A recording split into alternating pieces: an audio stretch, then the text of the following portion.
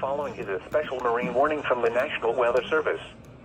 The National Weather Service in Chicago has issued a special marine warning for nearshore waters from Wilmette Harbor to Calumet Harbor, nearshore waters from Calumet Harbor to Burns Harbor, open waters from Wilmette Harbor to Michigan City out to mid-lake until 8:45 p.m.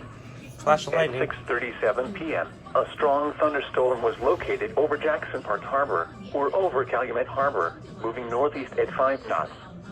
Hazard, wind gusts 34 knots or greater. Source, radar indicated.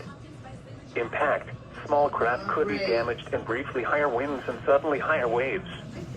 Locations impacted include Harrison Beaver Crib, 31st Street Harbor, Monroe Harbor, Calumet Harbor, Indiana Harbor, Burnham Harbor, Hammond Marina, Jackson Park Harbor, Belmont Harbor, Marina Shores at Dune Harbor, 59th Street Marina and Diversey Harbor.